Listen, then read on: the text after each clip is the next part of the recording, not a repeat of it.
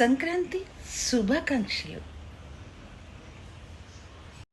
ఈ సంక్రాంతికి మనము అసలైన భోగభాగ్యాలు, అసలైన అష్టైశ్వర్యాలు అంటే ఏమిటి? మన పరిస్థితి బాగోలేనప్పటికీ అది ఆర్థికపరమైనది కావచ్చు, అనారోగ్యపరమైనది కావచ్చు, ఎనీథింగ్ ఏదైనా కానివ్వండి, ఏ ప్రాబ్లం అయినా మనకి ఉండనివ్వండి, కానీ నేను మాత్రము చాలా బాగున్నాను అని అనాలి అంటే అది మన ఇన్నర్ నుంచి అది రావాలి.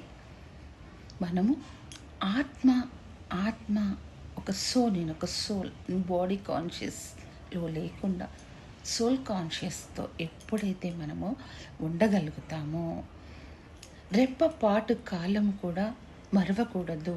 మనం ఒక సోల్ అనేది సోల్ కాన్షియస్నెస్తో, అనన్య చింతనతో, ఆత్మజ్ఞానంతో ఎప్పుడైతే ఉంటామో, ఈ ఆత్మజ్ఞానంతో ఉంటూ ఉంటే మన లోపల నుంచి సంతోషం ఇలా ఊరుతూ ఉంటుంది, ఆనందం ఇలా వెల్లివిరుస్తుంది. ఇవే కదా మనకి కావాల్సింది. మన శరీరము వీటితో ఆరోగ్యంగా తయారవుతుంది. దేనిని ఏ బాధను కూడా మన దగ్గరికి తీసుకురాదు.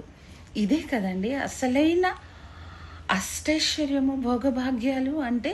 మరి ఇలాంటి అష్టైశ్వర్యాలు, భోగభాగ్యాలు కావాలి అంటే మనము ఆత్మచింతన, ఆత్మజ్ఞానంతో ఉండాలి. ఈ ఆత్మజ్ఞానం, ఆత్మచింతన ఎలా వస్తుంది? ధ్యానం చేస్తే. ఈ ధ్యానం చేస్తే మనకు అన్ని అష్టైశ్వర్యాలు, భోగభాగ్యాలతో, అక్షయ పాత్రతో మనము ఉన్నట్లే. ఈ ధ్యానం అనేది మస్ట్ అండ్ షుడ్.